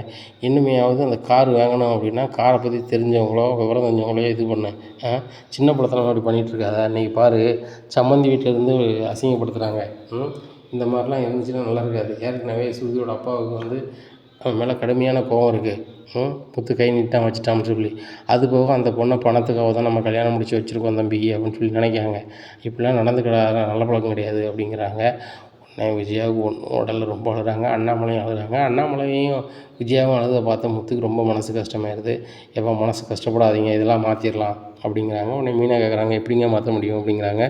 மீனா நீ வந்து சிசிடிவி ஃபுட்டேஜை வச்சு என்னை வந்து நிரபராதின்னு நிரூபித்த சரிதானா, இப்போ வந்து இந்த வழக்கில் வந்து போலீஸ் ஸ்டேஷனில் வந்து இவனுக்கும் அதுக்கும் சம்மந்தம் இல்லைன்னு சொல்லி அவனை வெளியெடுத்துட்டாங்க. இப்போ அந்த ரிப்போர்ட்டோட நேராக நம்ம வந்து பேப்பர் கம்பெனிக்கு போவோம், பேப்பர் கம்பெனியில் போய் மறுப்பு செய்தி போட சொல்லுவோம், இது பொய்யான செய்தி தவறாக போட்டோம் அப்படின்னு சொல்லி அவங்கள மறுப்பு செய்தி போட சொல்லுவோம், இவன் மேலே தான் நடவடிக்கை இல்லையே, இவன் மேலே தான் எஃப்ஐஆர் இல்லையே அப்படிங்கிறாங்க. நேராக ஸ்டேஷனுக்கு போகிறாங்க. போய்ட்டு சார் எஃப்ஐஆர் காப்பி ஒன்று வேணும் அப்படிங்கிறாங்க. உடனே அங்கே உள்ள போலீஸ்காரர் சொல்கிறாரு, தம்பி இப்போ இருக்க நிலைமையில் கிடைக்காது, சரியா வாய்ப்பு இல்லை, பெட்டிஷனரோ இல்லைனா வந்துட்டு எதிர்பார்ட்டிக்கோ தான் கொடுப்பாங்க, உங்களுக்கு தரமாட்டாங்க. நீங்கள் வந்துட்டு ஆன்லைனில் எடுத்துக்கலாம் அப்படிங்கிறாங்க. அப்படியா தம்பி, அப்படியாண்ணே அப்படிங்கிறாங்க. ஆமாம் தம்பி, நீங்கள் ஒரு கம்ப்யூட்டர் சென்டருக்கு போங்க, நான் கேஸ் நம்பர் சொல்கிறேன், இதை நோட் பண்ணிக்கோங்க, இதை வச்சு அந்த கிரைம் நம்பர் வச்சு நீங்கள் ஆன்லைனில் பிரிண்ட் எடுத்துருங்க அப்படிங்கிறாங்க. நேராக அதே மாதிரி ஒரு கம்ப்யூட்டர் சென்டருக்கு போகிறாங்க. போனோன்னா அவங்க வந்து இந்த மாதிரி கிரைம் நம்பரை சொல்கிறாங்க, டேட்டை சொல்கிறாங்க, அவங்க பிரிண்ட் போட்டு கொடுத்துட்றாங்க. அதில் பார்க்குறாங்க பெட்டிஷன்லேயோ இந்த எஃப்ஐஆர் காப்பிலையோ மனோஜ் பேரே இல்லை. அப்படிங்கும்போது அதை எடுத்துகிட்டு நேராக பேப்பர் கம்பெனிக்கு போகிறாங்க. தலைவரானா டிரைவர் முத்து அப்படிங்கிறாங்க. இதை சொல்கிறதுக்காக தம்பி நீங்கள் பேப்பர் கம்பெனிக்கு வந்தீங்க, சொல்லுங்கப்பா அப்படிங்கிறாங்க. சார் நான் காமெடி பேசுறதுக்கு, நீங்கள் காமெடி பேச நான் கேட்க வரல, எங்கள் அண்ணன் எந்த தப்புமே செய்யாத போது எப்படி நீங்கள் செய்தி வெளியிடலாம் அப்படி இப்படின்னு கேட்குறாங்க. தம்பி நாங்கள் பொய்யான செய்தி வெளியிட மாட்டோம், சொல்லுங்கள் என்ன விஷயம் அப்படிங்கிறாங்க. இல்லை முந்தானத்து ஒரு செய்தி வெளியிட்ருக்கீங்க பாருங்கள் அப்படின்னு சொல்லிட்டு காமிக்கிறாங்க. உடனே அதை பார்க்குறாங்க. பார்த்தோன்னே ஆமாம், ஸ்டேஷனில் கைது பண்ணி கூட்டு போனாங்க, நாங்கள் இது பண்ணோம் அப்படிங்கிறாங்க. அவர் மேலே எஃப்ஐஆரோ ஏதோ கிடையாது, விசாரித்த வகையில் அவர் நியாயவாதின்னு தெரிய வந்துட்டு அதனால் அவனை ரிலீஸ் பண்ணிட்டாங்க. இந்த எஃப்ஐஆர்லேயோ சார்ஜ் ஷீட்லேயோ எதுலேயுமே அவர் பேர் இல்லை, பெட்டிஷன்லேயும் எதுலேயும் இல்லை. இப்படி இருக்கும்போது நீங்கள் எப்படி வந்துட்டு போடலாம் வைக்கலாம் அப்படிங்கிறாங்க. அப்படியா தம்பி, தெரியாமல் வந்துடுச்சு அப்படிங்கிறாங்க. நீங்கள் சொல்கிறீங்க தெரியாமல் வந்துட்டுன்னு சொல்லிட்டு, எங்கள் குடும்பத்துக்கு இதனால் ரொம்ப அசிங்கமாகிடுச்சு, எங்கள் அப்பா ரொம்ப ஃபீல் பண்ணுறாங்க, எங்கள் அம்மா ரொம்ப ஃபீல் பண்ணுறாங்க, எங்கள் மன உளைச்சல் நீங்கள் திருப்பி தர முடியுமா, நான் கோர்ட்டுக்கு போனால் நீங்கள் எவ்வளோ இழப்பீடு தர வேண்டியதுன்னு தெரியுமா அப்படிங்கிறாங்க. தம்பி அப்படி எதுவும் செஞ்சிடாதீங்க அப்படிங்கிறாங்க. நீங்கள் வந்து மறுப்பு செய்தி போடலாம், கண்டிப்பாக அப்படி செய்வேன் அப்படிங்கிறாங்க. கண்டிப்பாக தம்பி போட்டுடலாம் அப்படிங்கிறாங்க. சரி தம்பி ஒரு வாரத்துக்குள்ளே போட்டுறேன் அப்படிங்கிறாங்க. இல்லை இல்லை இன்றைக்கி ஈவினிங்கே போட்டாகணும், நீங்கள் போடலை அப்படின்னா இன்றைக்கி எப்படி தம்பி முடியும், இன்றைக்கி தான் பேப்பர் முடிஞ்சிச்சுல தம்பி அப்படிங்கிறாங்க. ஓ அப்படியா, சரி நாளைக்கு ஈவினிங் போட்டிருக்கணும், போடலையா நான் வந்து உங்கள் மேலே ஆக்ஷன் எடுப்பேன் அப்படிங்கிறாங்க.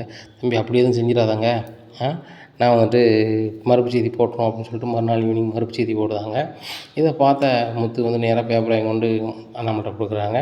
உடனே அண்ணாமலைக்கு நிறைய பேர் ஃபோன் அடிக்கிறாங்க. ஃபோன் அடித்து அண்ணாமலை தப்பாக நான் நினச்சிட்டேன், நீ நேர்மையான பிள்ளைகள் நேர்மையாக தான் வளர்த்துருப்ப, தப்பான செய்தி வந்திருக்கு, உங்கள் பையன் தற்செயலாக போயிருக்காங்க, அதை எடுத்து போட்டிருக்காங்க, சாரி அண்ணாமலை அப்படி இப்படின்னு சொல்லிட்டு ஒருத்தராக ஃபோன் அடிக்காங்க. விஜயாவுக்கும் ஒருத்தராக ஃபோன் அடிக்காங்க, ரோகிணிக்கும் ஃபோன் அடிக்கிறாங்க.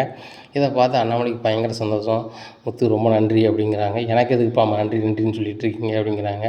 இல்லை முத்து, இந்த பேப்பர் கம்பெனியில் பேசி நீ ரெடி பண்ணலன்னா இது நடந்திருக்காது, எனக்கு இந்த வீட்டிலே நானும் முடங்கி இருந்திருப்பேன், இவ்வளோ காலமாச்சு நான் ஸ்டேஷன் பக்கமே போனதில்லை, முறையாக ஓம் பிரச்சனைக்கு தான் நான் வந்திருந்தேன், இப்போ இந்த பிரச்சனைக்கு வந்திருக்கேன், அப்புறம் ரவி பிரச்சனைக்கு போயிருக்கேன், ஆனால் எந்த பிரச்சனையிலையும் வந்து இப்படி அசிங்கப்பட்டதில்லை, இது ரொம்ப அசிங்கமாயிருச்சு, ஒரு மனுஷனுக்கு எந்த புகாராலும் இருக்கலாம், திருட்டு குற்றம் வந்தால் அது நல்லாவே இருக்காது அப்படின்னுட்டு இருக்காங்க. உடனே மனோஜ்கிட்ட சொல்கிறாங்க, உனக்கு தம்பி வந்து பக்கத்துணையாக இருக்க போய் உன்னால் இந்த கதையை சாதிக்க முடிஞ்சிச்சு, தம்பி உடையான் படைக்கு அஞ்சான், சரியா, நீ அஞ்சாமல் இருக்கணும் அப்படின்னா அவன் தம்பி அண்ணன் தம்பிகளோடு நீ பயணித்தா மட்டும்தான் வாழ்க்கையில் ஜெயிக்க முடியும் அப்படின்ட்டு இருக்காங்க. உடனே விஜய் அவங்க சேட்டையை ஆரம்பிக்காங்க. மனோஜால் என்னன்னாலும் செய்ய முடியுங்க, இந்த பிரச்சனை வந்து ஏதோ தெரியாமல் வந்துடுச்சு போயிடுச்சு அப்படிங்கிறாங்க. உடனே அண்ணாமலை சொல்கிறாங்க, நீ மனோஜுக்கு முட்டு கொடுக்குறத மாதிரி நுப்பாட்டு, நீ முட்டு கொடுக்குறத நுப்பாட்டினா தான் அவன் வந்து தனியாக எந்திரிச்சு வருவான், அவன் ஜெயிக்க வழியே பார்ப்பான், சரியா, இப்போ நீயே அவன் கையில் பொத்தி வச்சுக்கிட்டு இருந்தாலும் அவன் அப்படி தான் இருப்பான், சரியா, அதனால் இதெல்லாம் நீ பண்ணாத, அவனாக எந்திரிச்சு நடக்கட்டும், அவனால் எல்லாமே முடியும் அப்படின்னு அவனுக்கே தோணணும், நீ வந்து அவனுக்கு முடியும் அப்படின்னு சொல்லிட்டு அவனை உசுப்பேற்றிக்கிட்டு அவனை நீ சிறுமைப்படுத்திக்கிட்டு இருக்காத அப்படிங்கிறாங்க. உடனே விஜய் அவங்க இருக்காங்க. உடனே மனோஜ்கிட்ட ரோகிணி சொல்கிறாங்க, மனோஜ் நீங்கள் ரூமுக்கு வாங்க அப்படிங்கிறாங்க. நேராக ரூமுக்கு கூப்பிட்டு போகிறாங்க. மனோஜ் உனக்கு அறிவே இல்லை அப்படிங்கிறாங்க. என்ன ரோகிணி இப்படி பேசுகிற, நானே மனசு கஷ்டத்தில் இருக்கேன் அப்படிங்கிறாங்க. உன்னால் தான் எல்லோரும் கஷ்டப்பட்டோம் பாரு, இந்த முத்து உதவியை நம்ம வேங்குது மாதிரி ஆயிடுச்சு, அவன் சாதாரண ஒரு டிரைவர், அவன் ஒரு குடிகாரன், அந்த குடிகாரன் வந்து உன் மேலே எந்த தப்பும் இல்லைன்னு சொல்லிட்டு நிரூபிக்கிறதுக்கு அவன் போராடுறான், அவன் பேப்பர் கம்பெனிக்கு போகிறான், அந்த மீனா என்னை சீப்பாக பார்க்குறான், இதெல்லாம் எனக்கு தேவையா அப்படின்னுட்டு இருக்காங்க. ரோகிணி என்னை மன்னிச்சுக்கா, என்னை இது போல் நடக்காது, உன்னை கேட்காம எதுவும் செய்ய மாட்டேன் அப்படிங்கிறாங்க. மனோஜ் அப்பவும் இதான் சொன்னீங்க, உன்னை கேட்காம நான் எதுவும் செய்ய மாட்டேன், உன்னை கேட்காம எதுவும் செய்ய மாட்டேன்னு சொன்னீங்க, இந்த காரை என்கிட்ட கேட்டால் வேண்டியிருந்தீங்க, திருட்டுக்காரை வேண்டியிருந்தீங்க, நீங்கள் மாட்டிட்டு முழிக்கிங்களே, நாளைக்கு வேறு மாதிரி பிரச்சனை வந்தால் என்ன செய்வீங்க அப்படிங்கிறாங்க. ஒன்றும் இல்லை ரோகிணி, நான் வந்து அப்படி நினைக்கல வைக்கல அப்படி இப்படின்னு இருக்காங்க. இல்லை இனிமேல் வந்து என் சொல்ல கேட்காம நீங்கள் செஞ்சீங்க அப்படின்னா நான் அந்த வீட்டில் இருக்க மாட்டேன், கிளம்பி போயிட்டே இருப்பேன் அப்படிங்கிறாங்க. ரோகிணி அப்படி மட்டும் எதுவும் செஞ்சிடாத, இனிமேல் வந்து உன்னை கேட்காம நான் எதுவுமே செய்ய மாட்டேன் வைக்க மாட்டேன் அப்படின்ட்டு இருக்காங்க. உடனே ரவி வராரு. ரவி வந்து மனோஜ்கிட்ட பேசுகிறாரு. மனோஜ், முத்து வந்து உனக்கு பண்ண உதவிக்கு வந்து நீ காலத்துக்குமே மறக்கக்கூடாது வைக்கக்கூடாது அப்படின்ட்டு இருக்காங்க. உடனே ரோஹிணி சொல்கிறாங்க, மனோஜ் எந்த உதவியுமே அவருக்கு பண்ணது கிடையாதா அப்படிங்கிறாங்க. அண்ணி நீங்கள் தப்பாக நினச்சிக்காதீங்க, முத்து தான் எல்லா உதவியுமே எங்கள் 2 பேருக்குமே பண்ணியிருப்பான். நாங்கள் எந்த உதவியுமே பண்ணதில்லை அப்படிங்கிறாங்க. ரவி, நீங்கள் கூட சேதனு போக தான் செஞ்சீங்க, வீடியோ எடுத்து நீங்கள் அப்லோட் பண்ண தானே செஞ்சீங்க அப்படிங்கிறாங்க. அது நான் சாதாரணமாக செஞ்சது. முத்து எங்களுக்கு பெரிய பெரிய உதவிலாம் செஞ்சுருக்கான். எங்கள் அப்பா வந்து வேலை ப்ரொமோஷன் இல்லாமல் இருக்கும்போது முத்து எங்களுக்காக கஷ்டப்பட்டு உழைச்சி எங்களை படிக்க வைக்கிறதுக்கு பணம்லாம் அவன் உழைச்சி கொண்டு கொடுத்துருக்கான். நான் எங்களை படிக்க வச்சுட்டு அவன் படிக்காமல் இருந்திருக்கான். இந்த மாதிரி பெரிய பெரிய உதவிலாம் அவன் வயசை மீறி செஞ்சுருக்கான். எங்களுக்கு அவன் பெரிய வயசு வித்தியாசம் கிடையாது. முத்து வந்து எனக்கு 2 வயசு தான் மூத்தவன். மனோஜ் எங்களுக்கு 4 வயசுக்கு மூத்தவன். எங்கள் 2 பேர்த்துக்குமே அவருக்கு முத்துக்கு 4 வயசுக்கு மூத்தவன், எனக்கு 6 வயசுக்கு மூத்தவன். இப்பேற்பட்டவன் வந்து இவன் ஒரு வேலையுமே செஞ்சதில்லை. இன்றைக்கி வரைக்கும் மனோஜுக்கு அவன் தான் ஹெல்ப் பண்ணிகிட்ருக்கான் நீ அப்படிங்கிறாங்க. ரோகிணிக்கு பயங்கர கடுப்பாக இருக்குது. இந்த ரவி கூட இந்த முத்துக்கு சப்போர்ட் பண்ணி முத்து பெரிய ஹீரோ மாதிரி காமிச்சிட்ருக்காங்களேன்னு சொல்லிட்டு கடுப்பாகுது. உடனே ஸ்ருதி சொல்கிறாங்க, நான் கூட அந்த வீட்டுக்கு வரும்போது முத்தை வந்து கோவக்காரர் அப்படி இப்படின்னு நினச்சேன். வந்து பார்க்கும்போது தான் தெரியுது அவராக இயல்பான வாழ்க்கையை தான் வாழ்ந்துட்டுருக்காரு. என்ன ஒன்று, அவர் பாட்டில் மனசில் வந்ததை பேசுகிறாரு, மனசில் எதுவும் கள்ளம் இல்லை. ஆனால் எங்கள் அப்பாவுக்கு இனிமேல் நான் மறக்கவே மாட்டேன் அப்படின்ட்டு இருக்காங்க. உடனே ஸ்ருதிகிட்ட முத்து சொல்கிறாங்க, ஸ்ருதி, நான் வந்து உங்கள் அப்பாவை கை நீட்டலை, நானும் எவ்வளவோ கண்ட்ரோலாக இருந்தேன். உங்கள் அப்பா வந்து பேச்சு எல்லை மீறி போகும்போது என்னால் கட்டுப்படுத்த முடியல அப்படிங்கிறாங்க. உடனே மீனா சொல்கிறாங்க, நான் தான் அவன்கிட்ட சொல்லிட்டேனே ஸ்ருதி, இதுதான் உண்மை நிலை, என்ன பேசணுன்னா அவர் தாங்கிக்க முடியாமல் பண்ணிட்டாங்க அப்படிங்கிறாங்க. என்னால் புரிஞ்சுக்க முடியுது மீனா, எங்கள் அப்பாவை என்னையால் விட்டு கொடுக்க முடியலல்ல, நான் அவர் பெற்ற மகள்ல அப்படிங்கிறாங்க. அதுவும் சரி தான் அப்படிங்கிறாங்க. உடனே முத்து சிரிக்கிறாரு.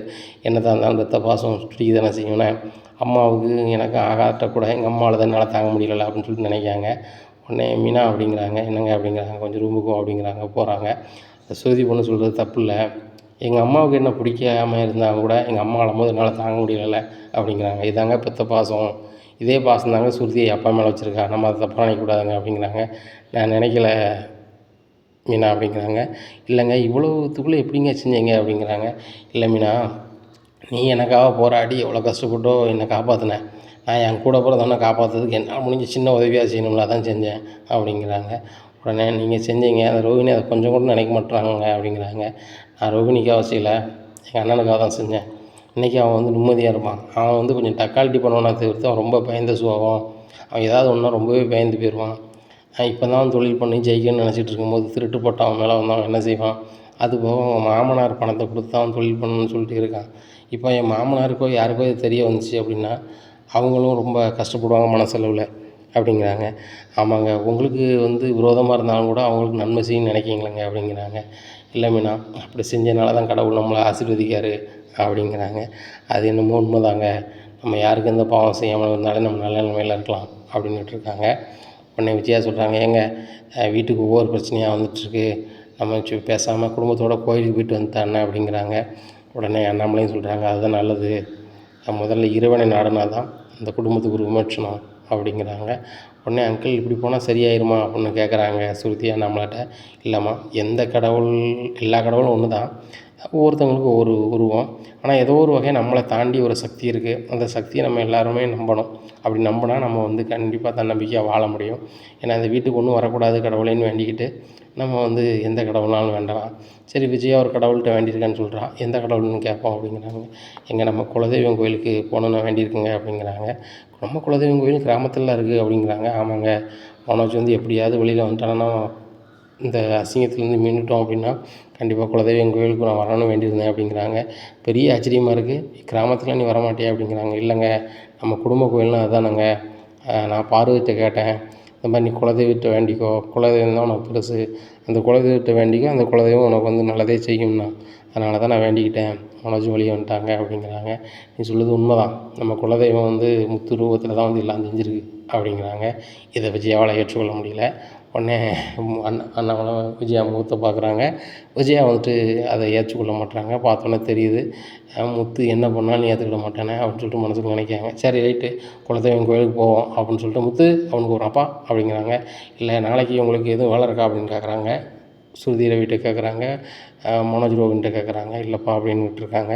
சரி ரைட்டு, நாளைக்கு எல்லோரும் குலதெய்வம் கோயிலுக்கு போகணும் முத்து, செல்வம் காரையும் கொண்டு வர சொல்லிடு, 2 காரில் போனால் தான் கரெக்டாக இருக்கும் அப்படிங்கிறாங்க. சரிப்பா அப்படிங்கிறாங்க. உடனே செல்வத்துக்கு ஃபோன் அடித்து பேசுகிறாங்க. செல்வம், நாளைக்கு வந்து நாங்கள் குலதெய்வம் கோயிலுக்கு போகிறோம் அப்படிங்கிறாங்க. சரி சூப்பர் நண்பா, அந்த பிரச்சனைலாம் முடிஞ்சோன்னா கோயிலுக்கு வரணும் வேண்டியிருந்தீங்களா அப்படிங்கிறாங்க. நான் வேணல, எங்கள் அம்மா வேண்டியிருப்பாங்க போல். உங்கள் அம்மாவா? உங்கள் அம்மா கிராமத்து கோயிலுக்கு போவாங்களா? உங்கள் அம்மாவுக்கு பட்டிக்காடு அப்படின்லாம் சொல்லிகிட்டு இருப்பாங்க அப்படிங்கிறாங்க. இல்லை மனோஜ் வந்து ஸ்டேஷன் வரைக்கும் போனாம்ல, அவனுக்காக வேண்டியிருப்பாங்கள்ல. எனக்கு ஏதாவது ஒன்றா எங்கள் அம்மா வேண்ட மாட்டாங்கன்னு வச்சுக்கோயேன். ஆனால் மனோஜுக்கு ஒன்றும் விட மாட்டாங்களா, அவன் மேலே ரொம்ப பாசம் வச்சுருக்காங்களே. அதனால் வந்துட்டு வேண்டியிருப்பாங்க போல். எல்லோரும் போகணும். நீ காரை கொண்டு வந்துருக்கு, நான் வாடகை தந்துடுறேன் அப்படிங்கிறாங்க. என்ன நண்பா என்கிட்ட நீ வாடகை தந்துடுவேன் வச்சுருன்னு சொல்கிறேன் அப்படிங்கிறாங்க. இல்லை நண்பா, நீனும் வந்து காரை வந்து ஓட்டினா தான் குடும்பத்தை பார்க்க முடியும், நீ என்ன மாதிரி தானே, அதனால் ஒன்றுமே இல்லை, நான் வாடகை தந்துடுறேன் அப்படின்ட்டு இருக்காங்க. சரி நண்பா, நான் மனோஜ்ட்டு வாங்கிக்கிறேன் அப்படிங்கிறாங்க. இல்லை வீட்டுக்கு தானே நான் தந்துடுறேன், நானே டீசலும் போடுறேன், வாடகையும் கொடுத்துட்றேன் அப்படிங்கிறாங்க. நண்பா நீ வாடகை மட்டும் கொடுத்தா போதும், டீசல் ஃபுல்லாக இருக்குது அப்படிங்கிறாங்க. சரி நண்பா, நாளைக்கு காலையில் ஒரு 8 மணிக்கு வந்துரு அப்படிங்கிறாங்க. சரி நண்பா அப்படிங்கிறாங்க. காலைல 8 மணிக்கு எல்லாருமே புறப்பட்டுறாங்க. 2 காரில் ஏறி நேராக கிராமத்துக்கு குலதெய்வம் கோயிலுக்கு போகிறாங்க. அங்கே அண்ணாமலையை பார்த்துட்டு அங்கே கிராமத்தில் உள்ளவங்க பூரா பயங்கர சந்தோஷமாக சிரிக்கிறாங்க. அண்ணாமலை எவ்வளோ நாளாச்சு அப்படின்னுட்டு இருக்காங்க. அங்கே பாட்டிக்கும் ஃபோன் பண்ணி சொன்னதுனால பாட்டியுமே குலதெய்வம் கோயிலுக்கு வந்துடுறாங்க.